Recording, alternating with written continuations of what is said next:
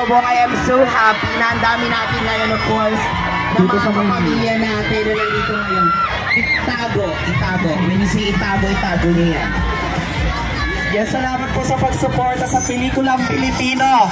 Pero wag po natin kalimutan na unahin sa sinehan ngayong MMFF December 25. Ang end of breadwinner is...